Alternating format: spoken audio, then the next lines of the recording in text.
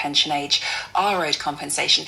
It got us thinking about our pensions, when we might be able to retire, whether we know enough about what our kind of older age will look like. So let's bring in Susie Laws, who's a chartered financial planner and pensions expert, handily, with Fiducia Wealth Management. Susie, good afternoon.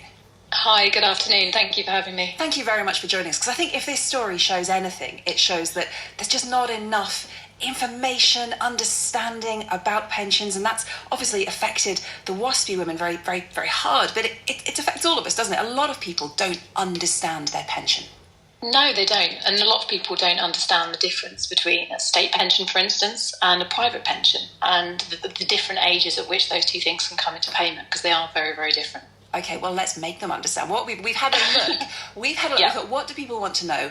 They want to know what they Google. So we've got the top Googled questions. You can be our sort of, human search engine. Googled, yeah. Great. Or, other search engines are available. How much is the state pension? That's the most asked question. So it depends on your national insurance contributions. And obviously, don't forget that the state pension will go up each year as well, in line with inflation or earnings, depending on what is higher. So at the moment, for somebody retiring today, it's in the region of about £10,000 a year.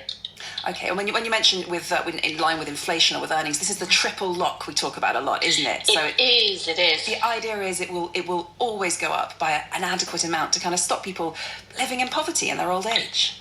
It is, but again, that is not a huge sum of money for the average person to live on. So whenever I'm talking to anyone about pensions, obviously, yes, try and make sure you have the full entitlement to state pension, which is based on your national insurance contributions and working career.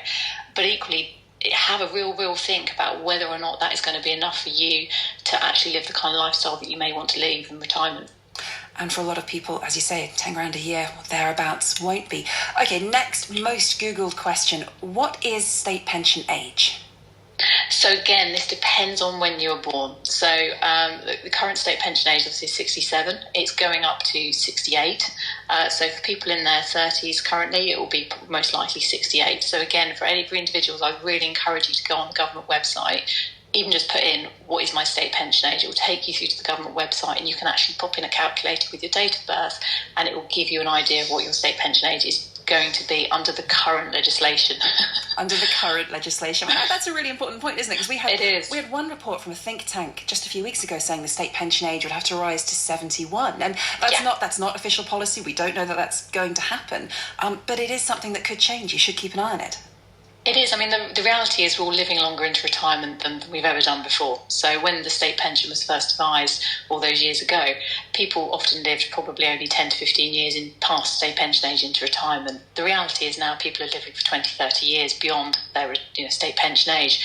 So for the government as a financial burden, I appreciate, don't forget, these people have paid in all their national insurance contributions. So I don't want people to be angry when I'm saying this, but in terms of the cost to the economy and the government, it is a much greater financial cost than it's ever been before. So reform is likely. There's means testing, there's continuing to push back the age at which people receive it, which is obviously the favoured route to this point so far, but there is likely to continue to be further rises.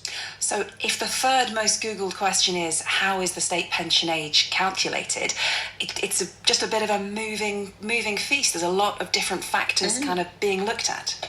Absolutely, as the WASPI women have found, they were told for many, many years their state pension age would be 60. Then they were told that would be 65, or not told, as the case may be. And then for some of those people, it went up to 66. So, there was a real a challenge for them around their planning, because, as we've already heard, there wasn't enough consultation, there wasn't enough notice. People didn't have enough time to make alternative arrangements, potentially around funding a gap in their working lives from when they thought they were going to get their state pension to when they actually got their state pension. So whilst it's important to have an idea of when you're likely to receive your state pension, this, for us, just as financial planners, reinforces the importance of having arrangements outside of the state pension, so either personal pension or workplace pension, something else that you can potentially use to bridge any gaps and shortfall around your planning. Now, I mean, I love talking about pensions and investments and all that kind of stuff. That is the kind of journalism I do, but I can't pretend that it's what really gets people excited. You know, they're more interested in the sport sometimes than in me talking about pensions and investments. But absolutely. So you know, it's a bit of an uphill battle, but this matters, doesn't it? You need to have a private pension, as you've been saying, alongside your state pension. Can you just ignore it? Can you just be in the auto enrolment system that your boss will sign you up to, and you just don't have to think about it? It comes out of your wage, and you can just coast on through to the end of your career, and you'll have enough money to live on. If you're very, very, very lucky, yes. But for the vast majority of people, the answer to that would be no. So, like you just said, their pensions aren't exciting for the majority of people. But they don't understand them. The rules change a lot, and it can be perceived as being complicated. So, it can be complicated then. So the challenge is, when I'm always talking to people about pensions, it's really think about the kind of lifestyle you would like in retirement, and then try and build a plan around that. Have an idea, speak with a financial planner or family members, get an idea for the kind of arrangements they've had in place. Unfortunately, gone are the days when employers offered really, really, really generous pension schemes.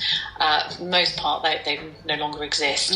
So now the onus is much more on the individual to actually understand what they're paying in and the benefits of that, and what that could potentially give them at various different ages in future, be it they want to stop work at 60, whether they want to stop work at 65, or even beyond that.